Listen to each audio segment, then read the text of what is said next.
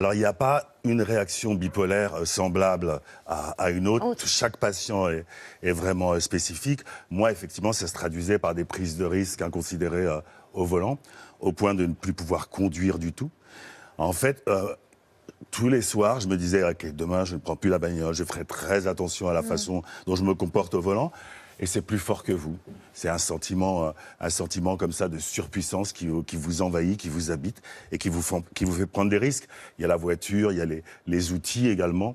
Il n'y a pas longtemps, je me suis littéralement ouvert le doigt avec une râpe parce que vous n'avez pas la sensation de dangerosité des outils que vous utilisez. Donc, ça paraît comme ça une maladie hype, mais elle est vraiment très difficile à vivre au quotidien. Parce qu'il y a à l'inverse les phases dépressives où on perd intérêt pour tout.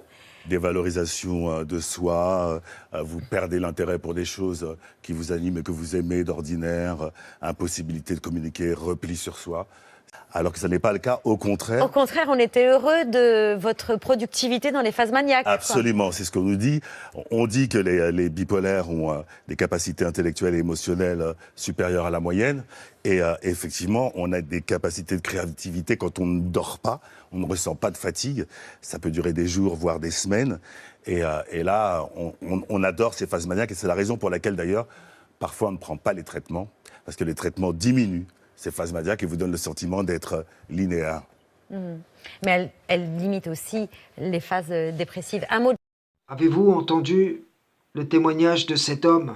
Eh bien, j'aimerais que vous compreniez que celui-ci n'a pas diagnostiqué ce dont il souffre. Pourtant, il le croit. La bipolarité n'est qu'une conséquence d'un problème qui prend racine dans l'invisible. Cet homme souffre en réalité d'un type, d'une forme de possession qui va varier d'un individu à l'autre, mais auquel il va être donné un même nom qui est destiné à recouvrir la véritable cause, à masquer le véritable problème, de sorte que la guérison ne puisse avoir lieu, de sorte que la possession demeure. La médecine occidentale nie l'invisible, et donc elle cherche à traiter ces problématiques sur la base de ce déni. Parfois, comme cet homme, les gens passent des vies entières soumis au diable, et cela même de génération en génération. Ainsi, le diable banni s'associe à toi, ton épouse et tes enfants, et ainsi de suite. Ici, je vais simplement transposer la réalité de ce monsieur au niveau de la télé sur celle des réseaux sociaux, car je vous le dis, une multitude de youtubeurs, de tiktokers et ainsi de suite sont des agents d'influence soumis au diable sciemment ou inconsciemment, et au travers desquels l'ennemi propage ses conjectures. Chacun d'entre eux est persuadé de combattre pour la vérité, d'œuvrer dans le bien. Il y a celui ou celle qui va être en live du matin au soir, des nuits entières, même pour prétendues causes religieuses, ou bien ceux qui vont agir de façon plus subtile.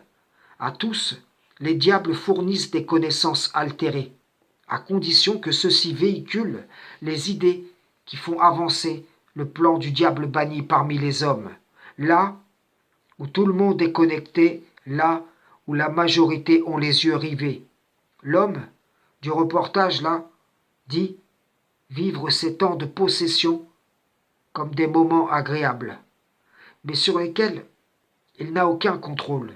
De même, ces gens sur le net vivent ces temps de live comme quelque chose d'agréable. Cela leur plaît d'être des lyres pour les diables, tandis qu'ils pensent diffuser de la connaissance. En vérité, c'est le ou les diables qui le possèdent, qui enseignent leur chétanerie à travers eux.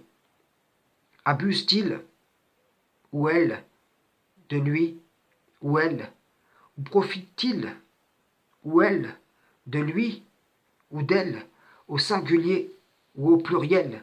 Puis, comme il est écrit, le diable déserte l'homme après l'avoir égaré.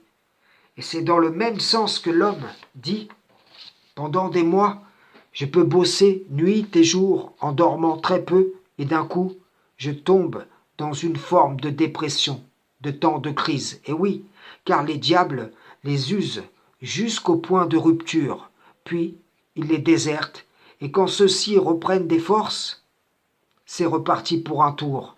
si je puis dire ainsi. Ce que je dis ici, c'est réel, c'est devant toi, chaque jour, chaque minute, chaque instant. Regarde le monsieur, 40 ans sans comprendre le mal qui le ronge. Et au bout de 40 ans, le diable arrive à lui faire manger que son problème, ce serait d'être bipolaire. De même, imagine combien au moment où tu entends ces paroles sont comme ce monsieur trompé sur leur possession. Les réseaux favorisent cela. N'importe quelle personne diagnostiquée bipolaire peut s'inventer une façade et cacher sa folie derrière le rideau. On vit une époque où l'insensé est vu comme sensé, où celui qui dit la vérité est qualifié de menteur. Plus ils tordent la parole du Créateur, plus ils sont écoutés, plus ils sont cotés. Et la majorité des gens ne saurait tracer une ligne entre le mal et le bien. Parce que vous regardez, parce que vous écoutez, c'est vous qui donnez de la force à la vérité ou au mensonge. Comme parce que vous pratiquez, c'est vous qui semez la justice ou l'injustice dans le monde. Frères et sœurs en islam, salam, shalom. Que petit à petit je recule et qu'il y a quelque chose qui m'enroule et qui est en train de prendre le dessus. Il y a des moments, je peux avoir une sorte d'absence. Alors avant, je comprenais pas ce que c'était la dissociation et j'appelais ça être dans la lune, parce que c'était vraiment la sensation que j'avais. Et au moment où je sortais de la lune, eh ben, j'ai été vraiment spectatrice de ce qui se faisait et c'était plus moi. Ou alors, je me réveillais quelques heures après. Je me rappelais pas de ce qui s'était passé. Si par exemple, à un moment, il y a une de vos personnalités qui s'impose, une Rose ou, comme vous nous disiez, une Luna, si moi, je continue à m'adresser à vous en tant qu'Olympe, elle va me répondre qu'elle ne s'appelle pas comme ça? Alors en fait, notre nom de naissance, c'est pas Olympe. Olympe, c'est le nom qu'on a décidé de donner au système entier. Et c'est un peu du coup notre deuxième prénom à nous tous. Comme ça, quand on nous appelle Olympe, qu'importe l'alter qui est en front, il va se reconnaître parce que c'est aussi son prénom. Moi, alors, je suis pas toute seule, on est 4 actuellement.